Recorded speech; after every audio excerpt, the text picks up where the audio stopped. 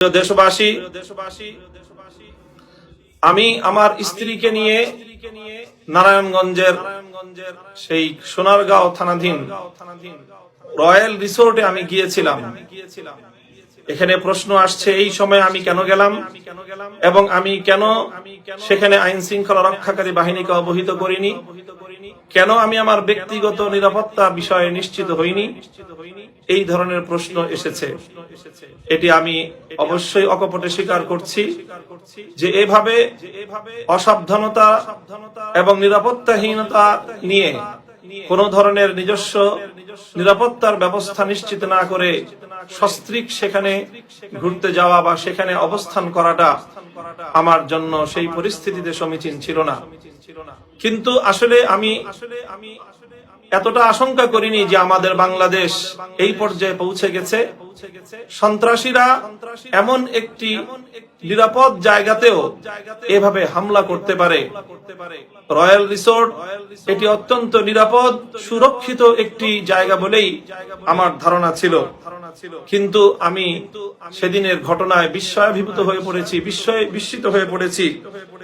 এই ধরনের একটি যেখানে বিদেশি নাগরিকরা অবস্থান করে থাকে এবং বিদেশি পর্যটকদের জন্য সেখানে নিরাপত্তামূলক ব্যবস্থা গ্রহণ করা হয়ে থাকে, কিন্তু সেই নিরাপত্তামূলক ব্যবস্থাকে যেভাবে ভঙ্গ করে, নিরাপত্তা ব্যবস্থাকে ধ্বংস করে দিয়ে যেভাবে আমার অনুমতি ছাড়া জোরপূর্বক আমার একান্ত কক্ষে প্রবেশ করা হয়েছে, সেটি দেশবাসী তাদের প্রচারিত সেই লাইভ ভিডিও এবং বিভিন্ন গণমাধ্যমে প্রচারিত ভিডিও থেকেও আপনারা দেখেছেন। এর চেয়েও আশ্চর্যজনক বিষয় হলো যে এই সন্ত্রাসী কার্যক্রমে নেতৃত্ব দিয়েছেন আইন শৃঙ্খলা রক্ষাকারী বাহিনীর কয়েকজন সদস্য। যদি আইন শৃঙ্খলা রক্ষাকারী বাহিনীর কোন ধরনের অভিযোগ থাকতো, যাচাই বাছাইয়ের প্রয়োজন থাকতো, তারা সেখানে আমার অনুমতি নিয়ে আমার ঘরে প্রবেশ করতে পারতেন, তারা আমার সঙ্গে ব্যক্তিগতভাবে আলাপচারিতা করতে পারতেন, আমার কোনো ত্রুটি বিচ্যুতি থাকলে তারা আমাকে সুন্দরভাবে তার সুরাহা করতে পারতেন। কিন্তু প্রশ্ন হলো যে আইন শৃঙ্খলা রক্ষাকারী বাহিনীর সদস্য 3 জন থাকলে সেখানে সরকার দলীয় ক্যাডার ছিল 30 জন।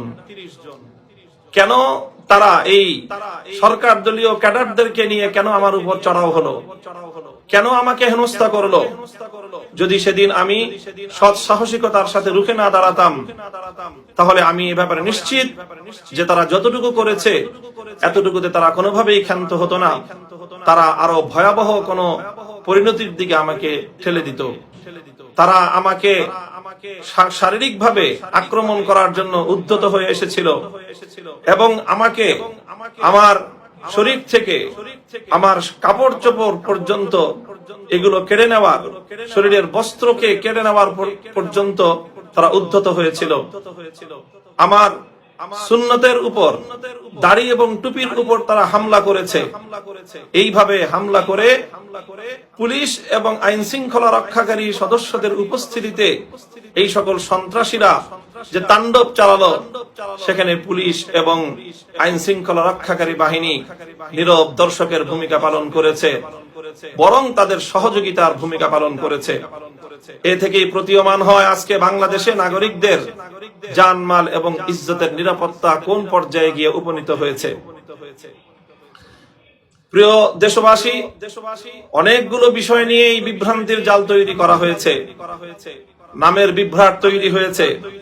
আমি কেন আমিনা তাইয়েবা নাম লিখালাম, কেন আমিনা তাইয়েবা বললাম, কেন জান্নাতারা ঝর্ণা ভিন্ন নাম বলল, এই সকল বিষয় নিয়ে অনেক অনেক কথা, অনেক অনেক প্রচারণা। আমি স্পষ্ট ভাষায় বলতে চাই যে যখন আমাকে এভাবে আক্রমণ করে, আমার উপর চড়াও হয়ে সন্ত্রাসী দল আমার জীবনকে হুমকির মুখে ঠেলে দিয়ে প্রশ্নবাণে আমাকে জর্জরিত করছিল, আমি তাদের প্রশ্নের উত্তরে শুধু বলছিলাম আমি আপনাদের কাছে কেন বলবো। এরপরেও তাদের মারমুখী আচরণে ভীত সন্ত্রস্ত হয়ে আমি অনেক কিছুই আমাকে তখন বলতে হয়েছে। আমি তাদেরকে পরিষ্কার বলেছিলাম, আমি আপনাদের কাছে কোনো সঠিক পূর্ণাঙ্গ কোনো তথ্য আমি আপনাদের কাছে দেব না। যদি কিছু দিতেই হয় তাহলে আমি যথাযথ কর্তৃপক্ষের কাছেই দেব। এরপরে যখন এক পর্যায়ে ঊর্ধ্বতন পুলিশের কর্মকর্তারা এসে আমার সঙ্গে আলাপচারিতায় বসেছেন, তখন আমি পুলিশকে যথাযথ সকল তথ্য দিয়েছি।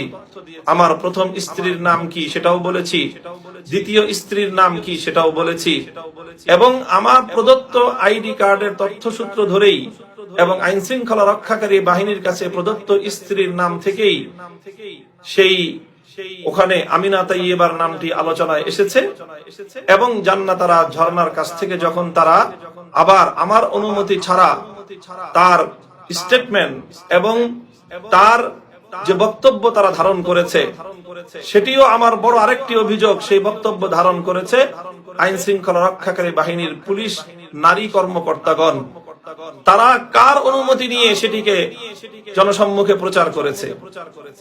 আমার পর্দানসীন স্ত্রীর পর্দা তারা লঙ্ঘন করেছে এবং তাকে মুখ উন্মোচন করে দেশের সামনে, জাতির মানুষের সামনে তার পর্দার বিধান ভঙ্গ করে যেই অধিকার তারা ক্ষুণ্ণ করেছে, এটির জন্য আমি জনতার আদালতে বিচার দায়ের করলাম এবং আমি আইনানুগ ভাবেও এর বিহিত চাইব।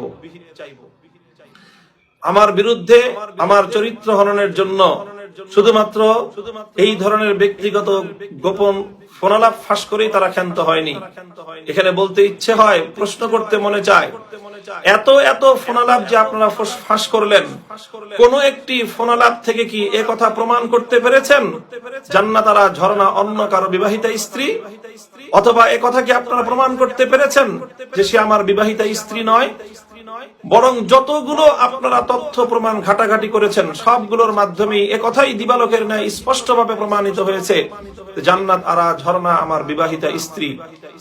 সুতরাং এ বিষয়ে আমার ব্যর্থহীন বক্তব্য হলো, যারা এই বিষয়গুলো নিয়ে ঘাটাঘাটি করেছেন, আমার ব্যক্তিগত গোপন তথ্যগুলোকে, ফোনালাপগুলোকে, স্বামী স্ত্রীর মধ্যকার দাম্পত্য আচরণগুলোকেও, কথোপকথনগুলোকে যারা প্রচার করেছেন, আমার স্ত্রীদের সাথে আমি কখন কোন কথা বলেছি, আমার স্ত্রীকে, আমার স্ত্রীদের সাথে আমি কিভাবে কথা বলবো, কোন ভাষায় কথা বলবো, কাকে কখন কিভাবে আমি প্রবোধ দিব, সেটা আমার ধর্মীয় এবং নাগরিক অধিকার। সেই বিষয়ে অন্য কাউকে নাক গলানোর সুযোগ ধর্ম, সমাজ অথবা আইন আদালত তো দেয়নি।